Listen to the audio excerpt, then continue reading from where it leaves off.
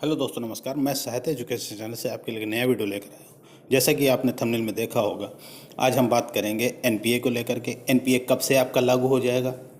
Moratorium extension आपको नहीं मिला, लेकिन मोरेटोरियम एक्सटेंशन आगे नहीं बढ़ाया जा सकता, ये माननीय सुप्रीम कोर्ट ने कहा। ठीक है, अब आगे इसमें और क्या हो सकता है, क्या क्या रास्ते हो सकते हैं, क्या क्या विकल्प निकल सकते हैं, इस विषय में बात करेंगे। और तीसरी बात करेंगे कि जो लोन रिकवरी प्रोसेस है, उसके तहत आपके क्या क्या अधिकार हैं, किस तरीके से आपको अब आगे प्रताड़ित किया जाएगा, परेशान किया जाएगा, उसके खिलाफ में आप क्या क्या कर सकते हो। आज इस विषय में हम लोग बात करेंगे।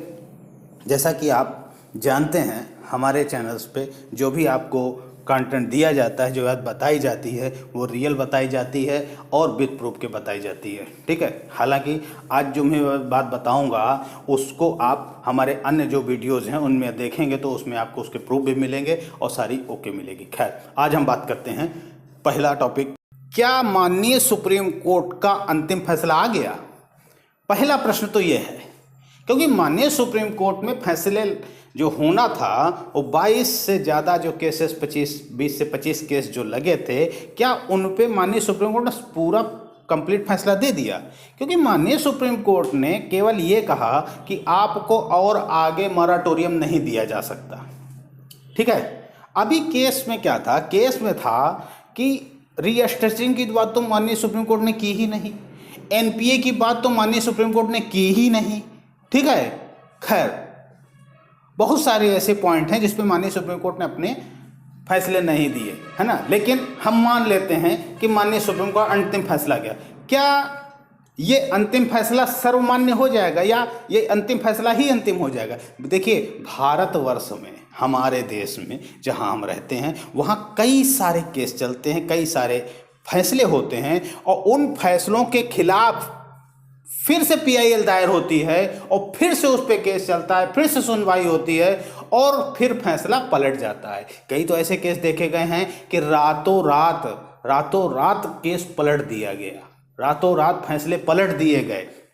अभी हाल ही का उदाहरण आप ले लीजिए, माननीय सुप्रीम कोर्ट ने किसान के खिलाफ में एक जो सरकार जब किसान ने आंदोलन किया, किसान जब दिल्ली में जाके बैठ गया तो पहले सरकार ने हटाने का प्रयास किया, उसके बाद सरकार की बात नहीं सुनी किसानों ने, तो जो सरकार थी वो कहाँ गई? कोर्ट गई, माननीय सुप्रीम कोर्ट गई। और सुप्रीम कोर्ट में जब बहस हुई तो सुप्रीम कोर्ट का आदेश था कि यहाँ से बच्चे और बूढ़े औरतें इनको तत्काल घर वापस चले जाएं, घर वापस भेज दिया जाए। आप बताइए, क्या कोई गया? क्या वो औरतें, लेडीजें, बहनें हमारी जो किसान के साथ में, किसान के परिवार से जो वहाँ आंदोलन में बैठी थी, क्या वो कोर्ट के आदेश के बावजूद घर गईं या वो बुजुर्ग वापस गए? नहीं गए, नहीं। आज भी, आज की तारीख तक भी आंदोलन चल रहा है। ठीक है, माननीय सुप्रीम कोर्ट की जो बात है, उन्होंने कहा मोरेटोरियम नहीं दिया जाएगा। बिल्कुल सही कहा माननीय सुप्रीम कोर्ट के। देखिए, सरकार आपको मोरेटोरियम नहीं देती, सरकार की तरफ से बात थी ना, सरकार के अगेंस्ट हम गए थे तो सरकार ने अपनी बात रखी, माननीय सुप्रीम कोर्ट ने फैसला दिया कि आपको मोरेटोरियम नहीं दिया जा सकता। ठीक है, ये मोरेटोरियम देगा कौन? ये तो मैं पहले भी आपको बता चुका हूँ, पहले भी आप हमारे वीडियोस चेक करें, मैंने कई बार बताया है। बहुत पहले मैंने वीडियो बनाया था, बैंक ही होंगे भगवान, आप देखिए, मैंने उसमें कहा था, क्योंकि आरबीआई ने 6 अगस्त की पॉलिसी में सीधे बोल दिया था कि बैंक चाहे तो आपको मोरेटोरियम दे, रीस्ट्रक्चरिंग दे। अब रीस्ट्रक्चरिंग देखो, डायरेक्ट मोरेटोरियम देने तो माननीय सुप्रीम कोर्ट ने मना कर दिया, लेकिन रीस्ट्रक्चरिंग पे कुछ भी नहीं बोला, क्योंकि रीस्ट्रक्चरिंग जो पॉलिसी है वो आरबीआई की पॉलिसी है। तो आरबीआई की पॉलिसी के अंतर्गत आप जब प्रोसेस से जाएंगे, आप कैसे जाएंगे, कैसे लेंगे, इस पे मैं कई बार प्रॉपर आपको बता चुका हूं, कई बार वीडियो बना चुका हूं। आप एडवोकेट को पकड़िए, एडवोकेट से पकड़ के अपने का एक हलफनामा बनाइए कि हमारे पास रियल में इस समय पैसा नहीं है, हमारे पास काम नहीं है, उसके प्रूफ आप लगाइए और लगाने के बाद आप एक फाइल बनाइए, फाइल बना के बैंक के फाइनेंस मैनेजर से मिलिए, उसके बाद वो लिख के दे कि हाँ ये हम इनको मोरेटोरियम या रिस्ट्रिक्शन नहीं देंगे।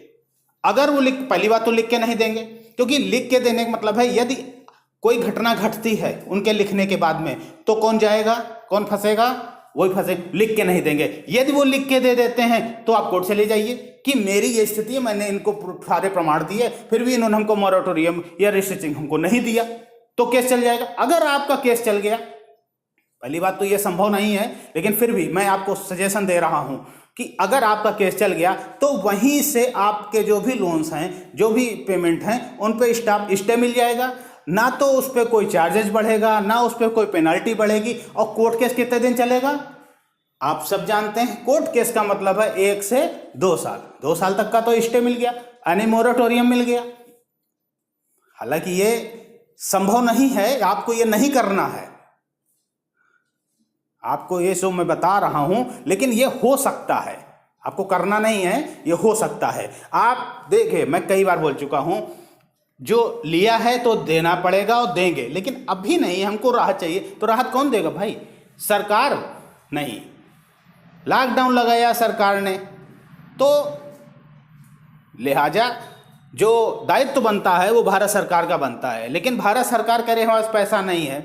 अब आरबीआई ने पहले ही आपको रीस्ट्रक्चरिंग के लिए पॉलिसी दे चुकी है, बैंक्स आपको नहीं दे रहे। अब बैंक्स को आपको कन्विंस करना है, वो कैसे कन्विंस करना, वो सारी बातें मैं बता चुका हूँ ऑलरेडी। ठीक है, वीडियो चेक करिए, चैनल चेक करिए, नहीं सब्सक्राइब किया अभी सब्सक्राइब करिए और सारे वीडियो देखिए, आपको सब ऐसा कुछ मिल जाएगा जो आपके लिए बहुत हितकर होगा। चलिए, तो तीसरी बात करते हैं एनपीए। एनपीए क्या, माननीय सुप्रीम कोर्ट ने कहा था हमारा अंतिम फैसला आने तक एनपीए रहेगा, तो अभी तक एनपीए नहीं होगा। ठीक है, अब क्या फैसला आ गया? अगर मान लेते फैसला आ गया, तो फैसला आने के बाद अब क्या होगा?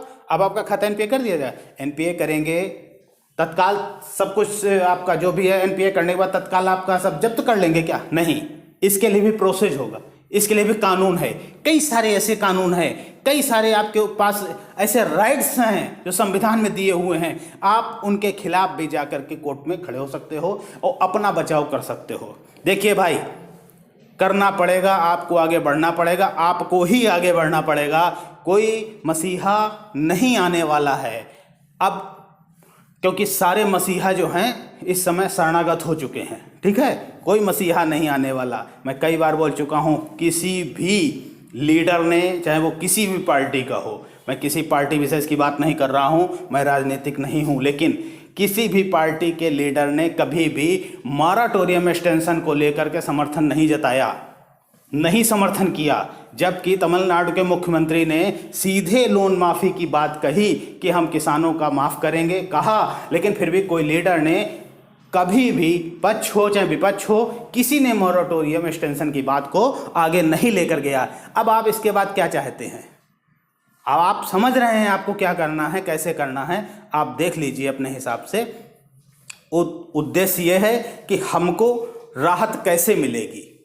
सुप्रीम कोर्ट ने मना कर दिया, सरकार ने मना कर दिया, लेकिन बैंक, राहत तो बैंक देंगे ना, तो बैंक से हमको लेना है राहत, और बैंक को देना ही पड़ेगा राहत, क्योंकि अगर इतना एनपीए कर देंगे तो उनकी तो बैंक ही बंद हो जाएगी। आप चाहें, जैसे कुछ बैंक्स हैं जो आपको कह रहे हैं नहीं देंगे नहीं देंगे, तो आप चाहें तो आरटीआई के थ्रू बैंक से मांग सकते हैं कि आपने कितने लोगों का रजिस्ट्रेचर किया है, तो वहां सामने आ जाएगा किसका रजिस्ट्रेचर हुआ है और किसका नहीं हुआ है, वहीं से आप क्लियर हो जाएगा। उसके बाद आप केस कर सकते हो। कई ऐसे राइट्स हैं हमारे पास जिसका हम प्रयोग कर सकते हैं, लेकिन समस्या है हम तो इंतजार कर रहे ना कोई आए, वो हमारा केस लड़े, वो हम करें, हमको करना पड़ेगा। Moratorium, we want moratorium. जब कहा गया टैग चलाओ, हेल्प करो, तो कोई 100 ट्वीट कर रहा है, कोई 150 ट्वीट कर रहा है? चाहिए तो सबको, लेकिन करना कौन चाहता है? कोई नहीं। बुरा लग रहा होगा वीडियो, डिसलाइक कर देना। जय हिंद, जय भारत।